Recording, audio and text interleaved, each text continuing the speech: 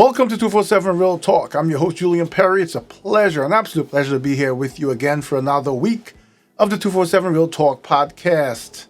I hope you had a great week since we last spoke and you kind of enjoyed, especially if you're here. I always talk about being on the Eastern Seaboard. If you're here and the weather wasn't as cold as it has been, although this week is going to be great, and then they say next 2 weeks we're going to go back into what feels like real winter. But it was a pleasure to not be all completely bundled up, and I hope wherever you are, you enjoy the same. I know some people who are fans and supporters down in the Caribbean and South America, Trinidad, Guyana, claim that it's excruciatingly hot. But I hope wherever you are, you made the best of it, and you had a good week, and that you were safe and all is well. And we're back for another week. And this week, we're going to talk about the migrant crisis. I've spoken about it before, but in the most recent developments, I think we should talk about it a bit more because it's becoming really troubling. So sit back, relax, and as usual, I'll be right back with you.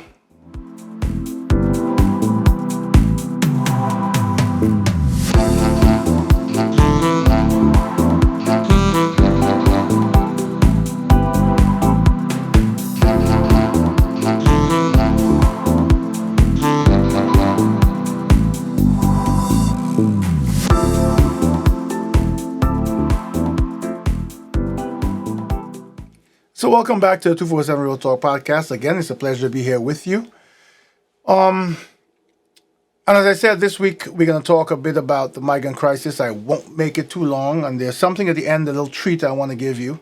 But before I start, so for those of you who are on the audio podcast, I again thank you for your support. The numbers there are really good. And I've noticed also the numbers on the YouTube have jumped up quite a bit, subscribers, and I thank you so much. And I continue to ask you to listen and to comment and subscribe, to continue to send me those emails and those words of encouragement and your own thoughts so we can continue a healthy conversation that hopefully one day will lead to a bigger movement and the ability for this podcast and to do more to help others and for us to collectively to do the same. As you'll notice behind me too, you're seeing that green shade on the wall. I ask for your forgiveness for this week. The entire studio area, home office studio, is being redone. And the next time you'll see some representation of the logo back on the wall behind me. But the reason it's that way is because apart from doing some green screen work, there's now 2 or 3 different YouTube channels with different logos being recorded in this space. So for each channel, depending on what the logo is, it gets thrown up on the wall behind me, so for identification and obviously for showcasing it. So thank you for bearing with me this week. It is very plain behind me, but at least I hope you enjoyed the shade of green. It's got some creases, it was recently put up, and it's got to hang for a while before it gets completely smooth. Anyway, we'll go right into the podcast, and I'll tell you what disturbed me and what made me talk about it this week, and that is there were 2 incidents. Well, there's been one incident that's been going on for a while that finally seems to have come to an end. And that is that we kept hearing about guys on mopeds, riding around and snatching purses and cell phones from people, especially women. And it so turns out that the police were doing the investigations and finally caught up with them. And I think now it's up to like over 100 victims. And there were 3 migrants from Venezuela holding up in a safe house in the Bronx that were committing the crimes. And obviously they were taking the valuables from the pocketbooks and the cell phones. Apparently they had figured out how to break into Apple accounts. And, you've got either your Apple card or your Apple wallet with your other credit cards attached. And they figured out how to make purchases that way for themselves. The second one was an incident that occurred with 2 police officers where about 14 migrants attacked them and beat them, from what I understand, pretty badly. And I don't want you to make whatever your feelings are about law enforcement at this point, please keep that aside for this episode because I want to look at the fundamentals of this. And the fact is that not only is that wrong, but the fact that it's migrants who committed the crime and several of them are on the run. Now, what immediately jumped out at me is I've spoken to you before about a few things. One of them is our ability to identify who exactly is coming here. I mean, these migrants get put on buses from other states, Republican states, states that don't offer asylum to and safety to migrants, and they get sent down here. And for what I've heard, by the time the buses get here, a lot of the migrants have gotten off along the way, and nobody knows where they are. But what's more important and what's more troubling is nobody knows who they are. And what's bothering me so is that I'm a migrant. I'm an immigrant. I came to this country many, many, many, many years ago, but an immigrant. I came here as a child. And at the time when when my family, my relative over here applied for my mother, father, my brother and I, it was a privilege. And we treated it as such. We came here for our own betterment, right? I wanted to go to schools and study. My brother did the same. And the bottom line is that many people who leave their places of birth, their places of familiarity to venture out to somewhere new and unknown are usually coming with the intention of doing good and uplifting their lives. When you come to a country and you almost immediately go into a life of crime, irrespective of the circumstances, I tend to believe, and this is my personal opinion now, this does not mean that this is factual. I tend to believe that you were a criminal where you came from. I mean, it's not, these are crimes that, you could, in the process of snatching someone's pocketbook or snatching their phone, you can hurt them. You can cause them bodily harm. And you turn around and you're committing further crime by committing theft, and you're trying to possibly, I would think if it's 100 women, you're enjoying a certain lifestyle, right? Because for the migrants who are here, the New York City mayor and the governor are doing their best they can to provide for them. And while they may not be perfect, I know that our city officials and state officials have been working hard to deal with I think to this point they said over the last 2 years, 170,000 migrants have come into New York City. So there are some services, some food and shelter, etc., being offered.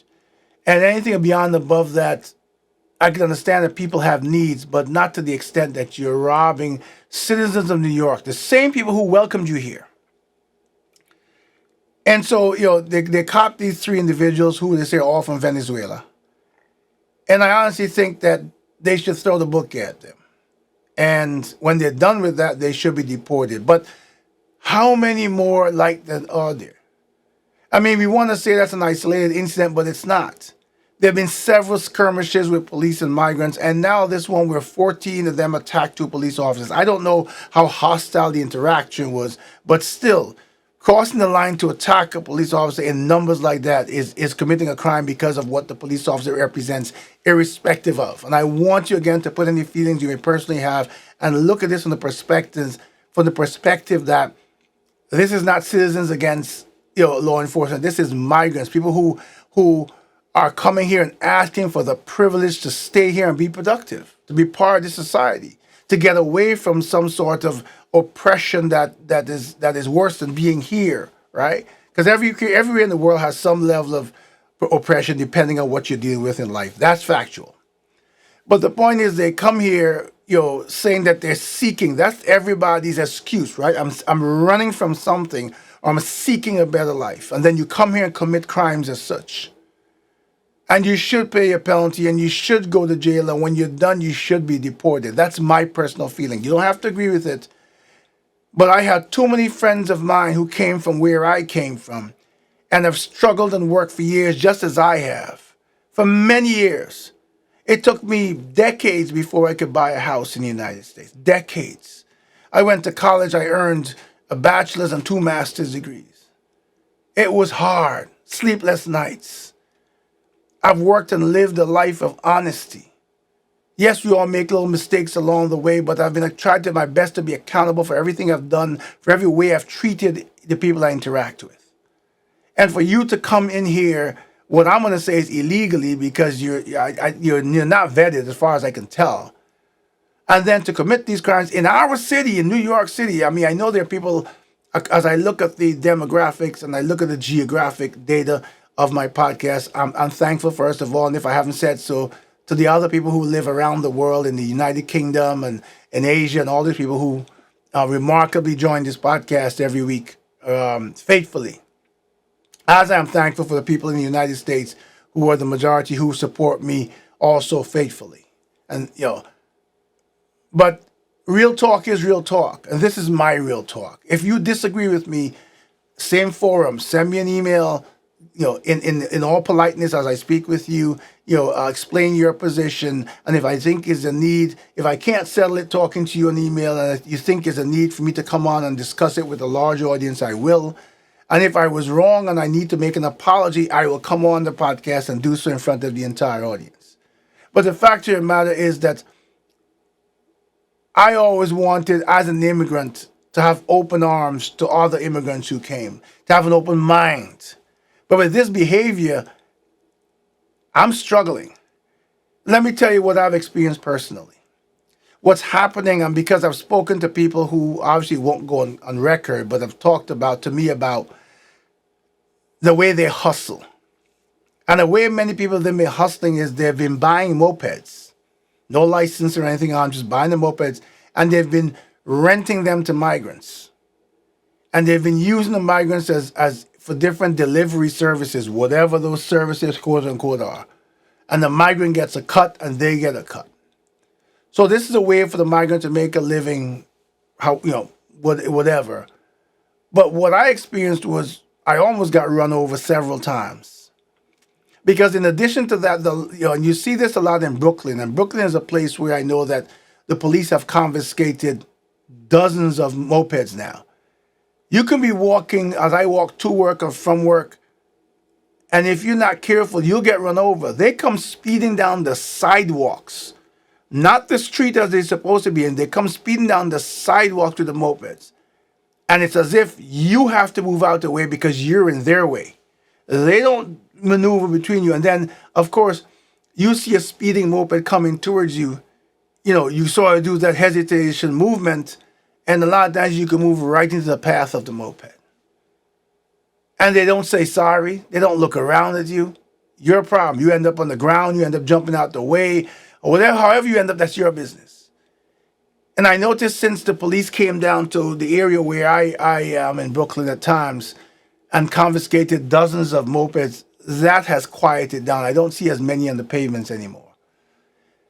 But the fact of the matter is, it is a struggle to have a level of empathy and a level of welcoming arms when the same people you want to welcome and give them the opportunity that I had as an immigrant, are the ones committing crimes that are impacting people who have the right to be here, who have gone through the process, either the people who were born here, or people who were sponsored here, or however. Because remember, back in the days when I came here, there were lots of ways to sponsor. I got sponsored through the normal channels of an American citizen sponsoring a family, but there was times when you could go work with a family, and there's a work sponsorship. There's many different ways that people did, but they all came here and worked hard. Many of them, the majority of people, almost all the people I know, and I know a lot of immigrants because I'm one myself, they worked hard. They still are. I still am. I get up at 4 a.m. every morning to go to work. I get back home between 5 and 6 p.m. at night. It's not easy. But I don't take the fact that I got the privilege to live here and become a citizen of the United States lightly. I take it as a right. I take it as an honor.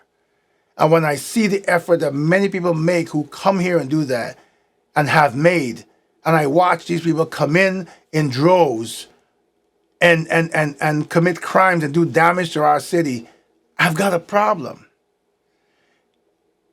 And when you want to look at it on the political front, the two political parties, Republican and Democrats, are fighting for and jostling for the upcoming elections, and they really don't care about the people. They're taking things like immigration and making a political thing when it needs to be a national response of unity to get this fixed. I have to agree as an immigrant, there needs to be a change in the immigration policy because we in New York cannot continue to sustain this. We're not getting money.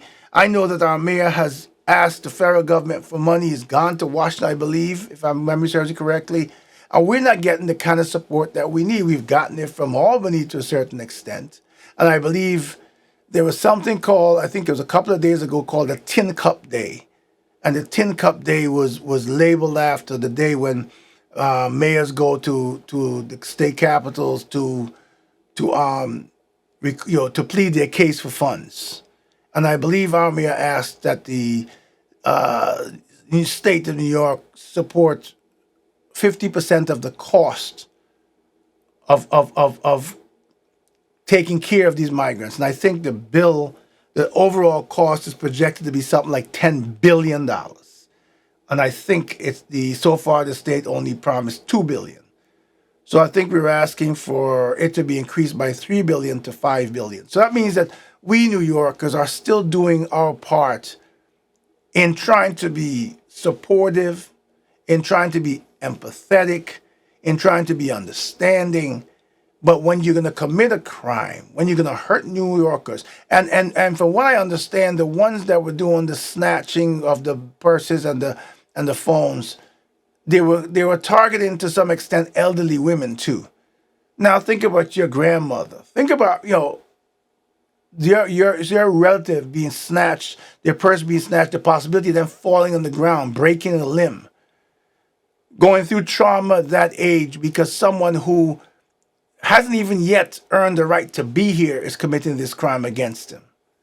Who has the right to be here? Something's got to give. It's one thing to say that we're being flooded by the migrants and we have to struggle with the finances of taking care of them. But it's another thing when the struggle is going to explode to having to deal with crime and them committing crimes against us who are trying to support them. I don't know what your feelings are, but those are my feelings. And as we go in closer and closer to the elections 2024 and the political playing field becomes nastier, I heard this on the news. I almost want to quote the news station, but I'm going to stay away from that because people are very sensitive these days. But it was reported on the news, and I heard it from my own ears, so I can say it, that there is a section of the Republican Party that has been told not to cooperate with any bipartisan bill to solve the immigration problem because that would give President Biden a win and more leverage come elections 2024. And this is being done at our expense, right? Because while they decide not to cooperate for political power and to take over the government, as usual, as it is with money, as it is with bills they pass, as it is with student loan forgiveness, as it is with PPP loans, everything, they do it for themselves. I keep repeating to my audience over and over again that when we decide as people, Republican, Democrat, Libertarian, Independent, whatever you are, that the fundamental that guides all of us is that we elect officials to run the government and country to make our lives better. When we lead with elected by the people, for the people, when we act in that manner and show Washington that we can join together, that we will not allow them to use our political ideology to separate us as they have separated and divided this nation. If you can't see that that's what the politicians have done and to separate this nation into Republican and Democrat and sort of pitch the two sides against each other while they sit there and look on at their handiwork, then you are in even more denial than we've seen some people talk about publicly. They are playing us like pawns, and we are not accepting and owning the power we have as people, as citizens, and we are allowing ourselves to be played. And because they have managed to divide us so much, there are people out there that identify with one party or the other and identify with candidates and willing to lose their lives over a candidate who doesn't know they exist and likely when they're in power don't care if we exist. It is crazy to see individuals getting so tied up and so attached to a candidate who they don't even know that they're willing to harm and hurt another human being. That is the choice they want to make as opposed to joining the person across the aisle in a movement for us.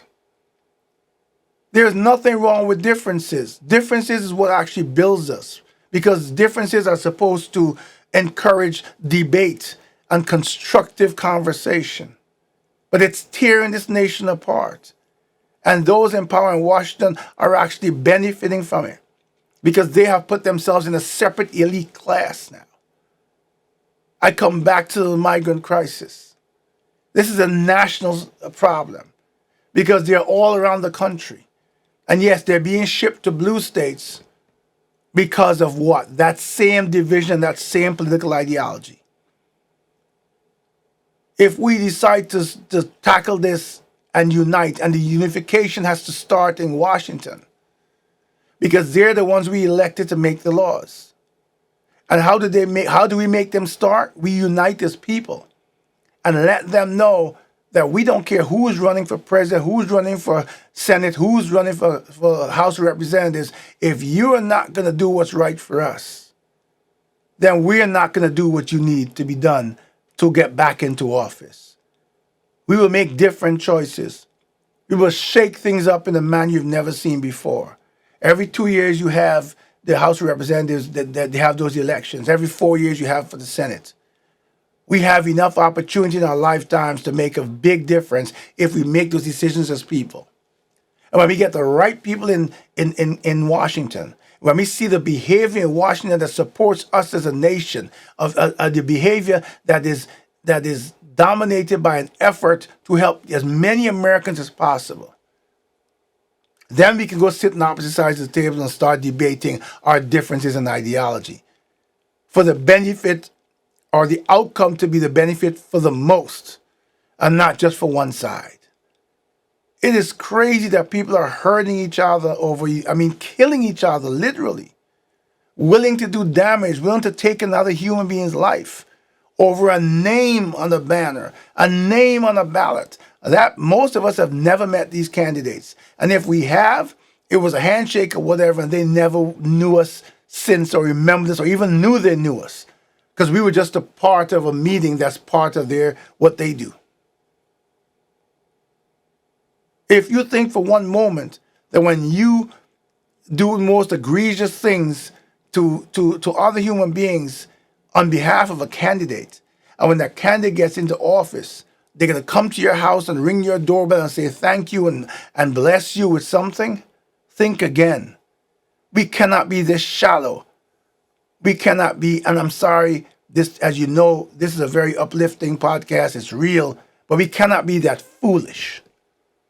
It's time for us to recognize who we are, whose we are, and how we need to behave to make a difference in our world that will transcend time and go on to benefit our children, our grandchildren, our great-grandchildren, and so on and so forth. I'd like to know how you feel about this migrant crisis. I'd like to know how you feel about the events of the past week with the attack on the police officers and the 3 Venezuelans who've been caught, who were basically robbing, hurting, and stealing from citizens of New York.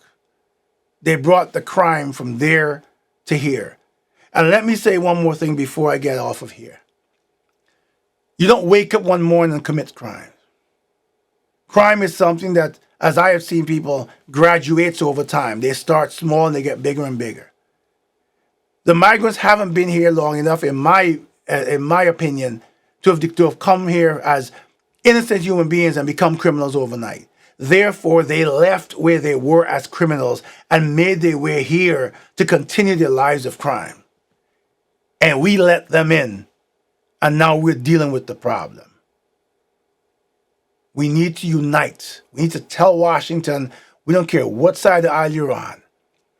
If you don't fix this, for the rest of the primaries that lead up to the election, we're not going to choose you. We're going to turn our heads and look for other choices and give someone else a chance at maybe doing a better job for all of us, united, Republicans, Democrats alike. I know what I'm asking for and what I'm saying seems so far off. Seems impossible for the two sides of the aisle to unite. But if we don't have the conversation, if we don't put the pressure, and if we just keep saying it's impossible, it will never happen. It has to start somewhere. The push has to continue from somewhere. And I'm fine with letting 247 Real Talk podcast be part of that push and catalyst for momentum for change. I thank you so much as always for the support, for the amazing job you're doing at sharing. I know I've spoken to some of you one-on-one and you have shared, and I see the subscribers jumping up, the numbers, and I see the downloads up, even though many of the downloads might not subscribe. I see the YouTube still has a long way to go in terms of getting the downloads I need, but I see it on other platforms, so I know a lot of people that are downloading the audio. I would like to build that and do the same with the YouTube with the video. Before I go off for this episode, I'm going to do a little plug here because I told you about the changes you're seeing behind me in the studio and things to come. But part of the reason for that is my family as a whole, we believe in being a part of change and forward movement. We believe in doing things to help others. We believe in living healthy lives. And to that extent, my wife is a fierce advocate for living a healthy lifestyle. And her dream and her passion has been gardening. Not just flowers, but produce. She started a few years ago, and we have not purchased certain things like cucumbers and lettuce and kale and tomatoes in 2 years. And she wants to continue to grow that, not only for our benefit, but she wants to expand. And so she's gone on this mission to share what she's doing, and she's gone on this mission to educate others about what can be done. And so, if you have a moment, please go to her YouTube channel, search Lifestyle by, 3 different words, Lifestyle by Molesia. And I will spell that for you, Molesia. And I'm going to look down here for a second. I'm going to throw her website, for those of you on YouTube, I'm going to throw her website up on the YouTube for a second so you can see it here. Lifestyle by Molesia. Molesia is how her name is spelled. Please go on there, take a look, like, subscribe, follow her. She shows ways of gardening outdoors. For those of us on the Eastern Seaboard, she's got devices on there that are not expensive where you can grow, they're like the cherry tomatoes, kale, basil, lettuce, all those things indoor all year long. You can eat healthy, eat organic for less money than you would spend to go out to twice to the restaurants. And this was, once you buy the little, they're small. You can have food year round, healthy. We've got to do more to preserve our lifestyles and our health, because the fact of the matter is that we're living in a society where they're pushing production of food using chemicals, and there's chemicals in everything we're eating. If we want to be there for the long term, we need to do our part. We can't ensure it, but we sure can support it. I'm going to pop her YouTube channel up there one more time, Lifestyle by Molesia. Please do take a chance. If gardening, if good food, if looking at a nice garden, if seeing the process, if learning how to get seeds and plants and all these things, and flowers. She does flowers of many different species. If that interests you, then go ahead and join the other parts of what is our healthy lifestyle. She'll be shooting in this studio too, which is why the changes are going about as well. And then later on in another episode, I'll show you the website we started with our children for homeschooling. We're working on that. There's a lot going on, so stay tuned. And as always, it is a pleasure. I do hope you enjoyed this episode. I do hope you continue to subscribe and share. It's so important for the conversations. I thank you so much for your support. I am humbled by the support I receive, and it is my absolute honor and pleasure to be able to come to you every week, to speak with you, to get the feedback, to know that you're listening, to see the numbers, to know that you support.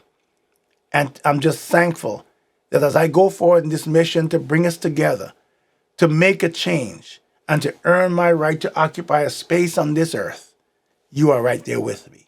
Again, thank you so very much. Do have a fantastic week ahead. Enjoy your weekend. You can do anything and everything you set out to do because you were created to be great. Thank you again so much. And please, as I always say to you, until the next time, take care of yourselves and do take care of each other.